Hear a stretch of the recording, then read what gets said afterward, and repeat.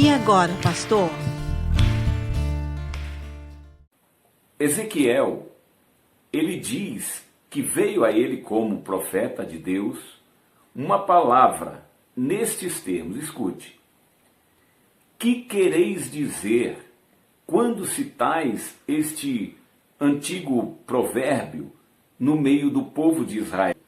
Os pais comeram uvas verdes, mas os dentes dos filhos é que ficaram embotados. Ou seja, os pais praticaram coisas erradas e os filhos é que vão sofrer as consequências. Então, o Senhor continua falando, ele diz assim: todas as vidas ou todas as almas são minhas, tanto a do pai como a do filho.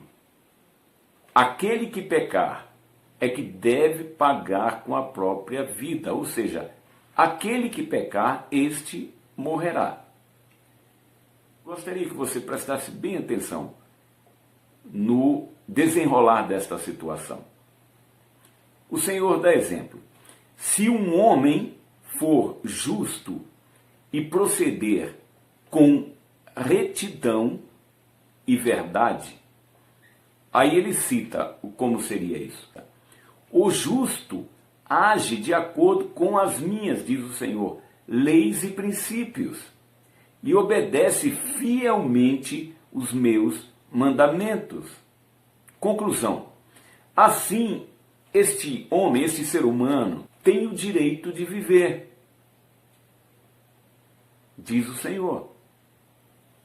Contudo, suponhamos que ele venha a ter um filho bruto e violento, que se apressa em derramar sangue ou que se torne um ladrão. Ora, embora o pai não tenha pessoalmente cometido nenhum desses erros, esse filho insensato, porventura, deverá viver um homem com este caráter? Ora, claro que não viverá.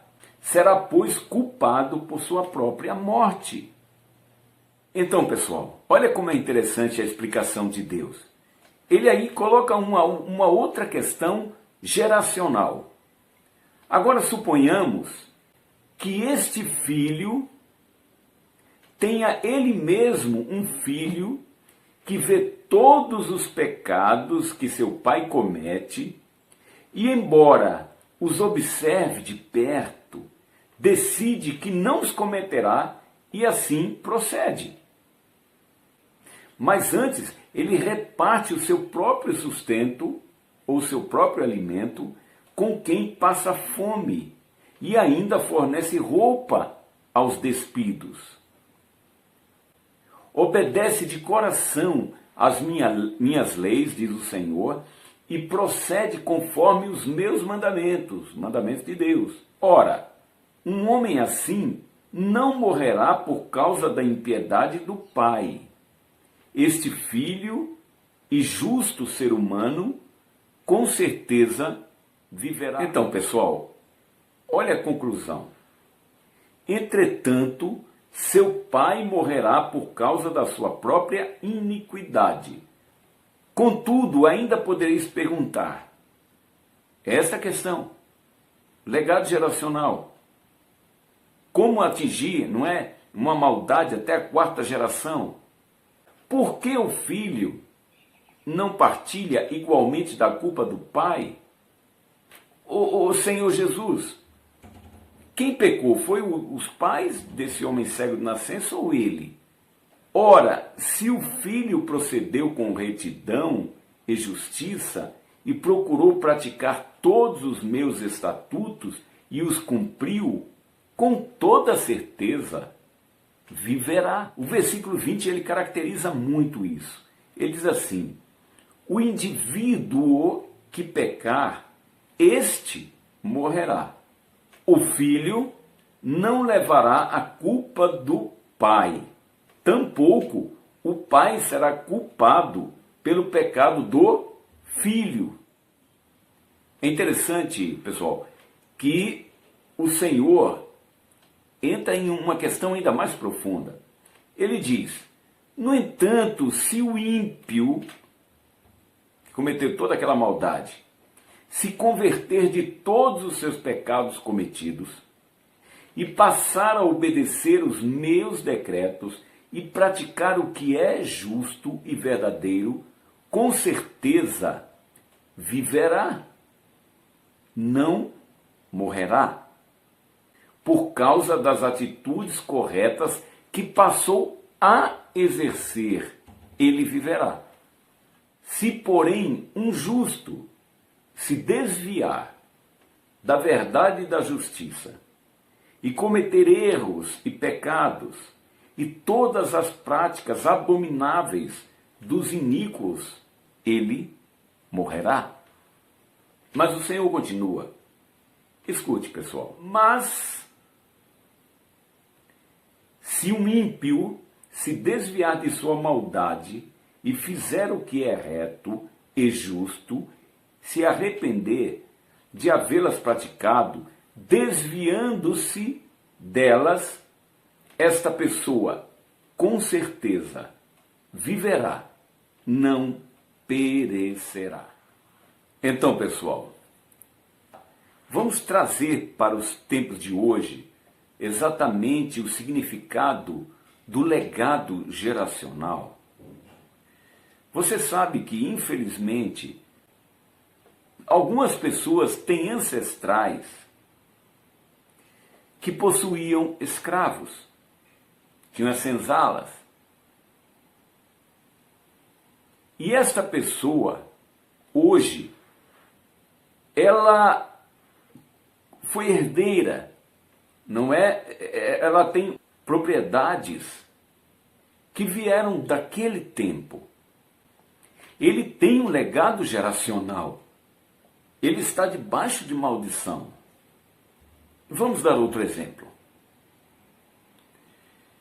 Provérbios diz assim: 2 pesos e 2 medidas, pesos adulterados e medidas falsificadas, são desonestidades abomináveis ao Senhor.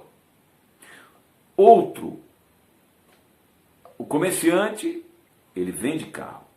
Então chega a pessoa com um carro e o comerciante diz: não vale tudo isso, não tem esse valor. Aí a pessoa desvaloriza o seu carro, vende para aquele comerciante. Quando a pessoa vai embora, o comerciante se gaba e diz ter realizado um ótimo negócio. Vamos que esta pessoa que adultera pesos, adultera medidas, não é? 2 pesos e 2 medidas, ou aquele que compra e vende usando de mentira, desvalorizando, enfim. Seu filho, neto, bisneto, esta pessoa que praticou isto adquiriu riqueza.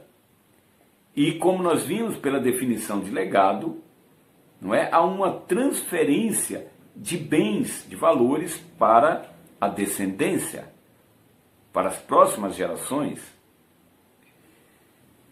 E de repente, na linhagem geracional desta pessoa, descobre o que fez o seu antepassado. Ou ele se gaba também: olha, eu tenho porque meu avô, porque meu pai, porque meu bisavô fez isso, era um homem inteligente. Ele vai sofrer a pena. O legado geracional vai atingi-lo.